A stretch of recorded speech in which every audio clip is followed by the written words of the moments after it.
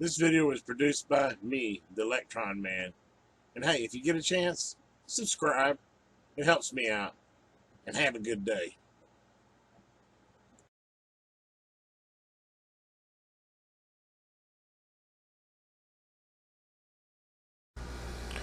Hello, YouTubers. Well, I've got me another watch to review.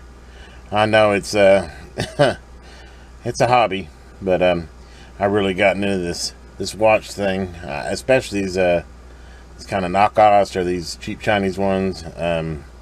I tell you what, I've been overly impressed for the price of what you can get for under $50. But anyway, I got another one I'm going to review today. It's a OLEVS, I guess is how you pronounce it. That's what I'm going to go with, OLEVS. But anyway, here's the box it came in. Nothing lackluster. Some of the other ones I've gotten have been in nice cardboard, especially like Inventica. Some of those come in nicer boxes. But anyway, this is it's a box, and comes with a little manual, as you can see here.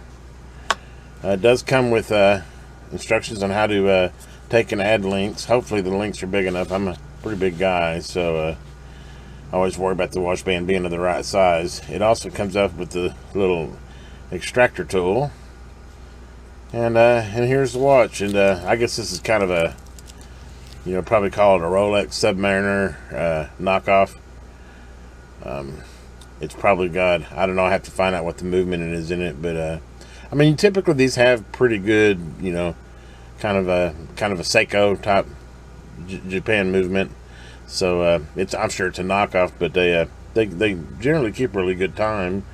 And I mean, for the price, the way I look at it is if I was walking around with a low Rolex, whew, I would hate to damage it. Whereas this, it's almost a disposable watch. Almost probably costs 25% to put the cost of the watch to put a new battery in it. So but I enjoy them, and I'm kind of a fashion guy, and I like to just I almost have a watch a day type thing. I swap out watches all the time. But anyway, let's get back to this review. As you can see, here's the watch. It's in the green. Initial feel, it feels pretty good and heavy. Feels like the band's actually a solid link band. That's a positive. It is just pinned, it's not screwed, but at this level I wouldn't expect anything more. But it does look like it's I believe that's a solid, feels to be a solid band. I have to get the plastic off to be sure. Stainless steel. Weight wise, it feels pretty hefty. As you can see, it is currently functioning. It has the date on it with the magnifier. I think it's a 1.5 magnification, but just looking at it even through the plastic, it definitely helps as far as you can see the date. Well, let me go ahead and get this plastic peeled off of here, and we'll even take a closer look at it. Okay, now I've got the get this out of the way here. I've now got it out of the plastic protection. The green is really nice, and it's got a starburst to it. I really like that. It's kind of reflective in the light. The paint on the bezel here, I'm impressed with it too. It's I'm sure it's not ceramic, but the print's nice. It's clean. It looks good. Let me see how the clicking motion is on it.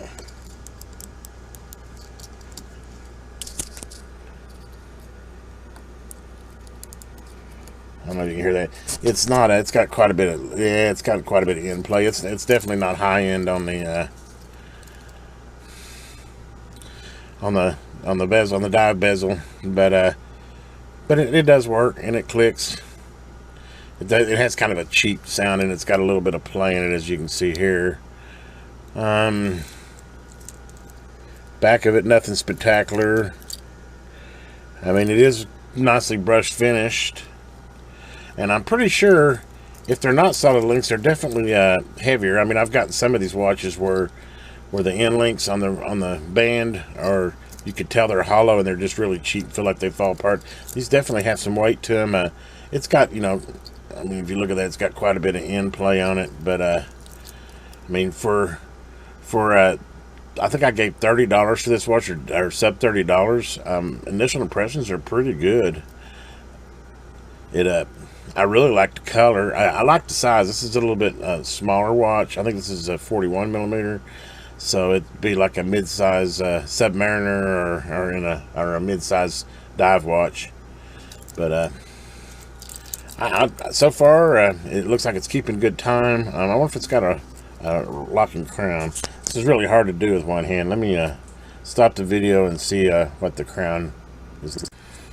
Okay, yeah, I checked the crown. It's definitely not a screw-down crown, so I mean, you definitely do not want to use this as a dive watch. It is listed as water resistant, or 200 meters, but there's no way. I mean, I think taking a bath or light swimming, you're probably fine, but I definitely wouldn't want to go any long time underwater with this watch, especially at this price range. I definitely wouldn't trust it. I did notice whenever I use the crown to adjust the time and the date, you know, it's a 2-click, at a half a click out, or the first click out adjusts the date, and then the second click out adjusts the time. Well, the date's real smooth, and it was easy to get it over there. It just rotates around to the day that you need to, and then you go to the second click to adjust the time. When I set the time, though, it's really sensitive, so much so that I had to be real careful that whenever I went to push it down, that it didn't skew the minute hand. But you know, for this price point, that's not bad so far. I kind of checked the timing, and it seems like it's keeping pretty accurate time. Of course, obviously it's just over a short period of time, but time will tell how good the watch keeps time. Typically these do really good. I mean, I would say probably within 3 or 4 seconds a day anyway. So anyway, this is kind of just a short review. Let me go ahead and put it on my wrist so you can kind of get an idea what it looks like on the wrist. If it fits mine, it'll probably fit about anybody's wrist. I have a pretty big wrist.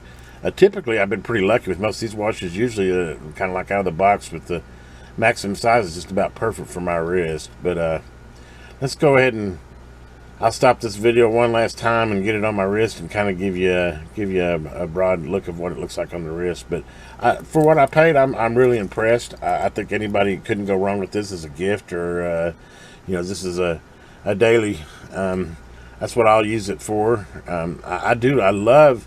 Probably the most thing I'm impressed with is, I don't, you know, if you can really see that in the camera, but it really has a nice sunburst effect on that green, and that green's it's a good green. It's kind of a, oh, I don't know how to describe it. I would describe it as a very emerald green, almost gemstone type color. Looks really good.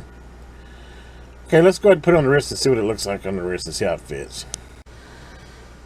Okay, guys, it's our girls, guys. I mean, this could even be a girls' watch, I guess. Here it is on the wrist. It's got a kind of unique class. As you can see, it uses a button on the side instead of the top. It seems to lock well. Other than that, it's pretty much a typical class type locking system.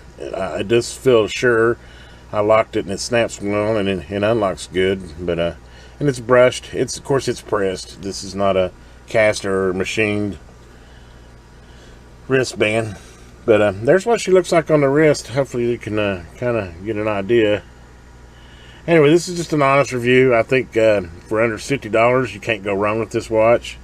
Time will tell on how long it lasts. I like a good solid looking analog. I think the big takeaways there from this is it's got a solid band, it feels like, and it's got a nice color to it. I mean, I think they did a really good job on the bezel as far as the sunburst effect on the green.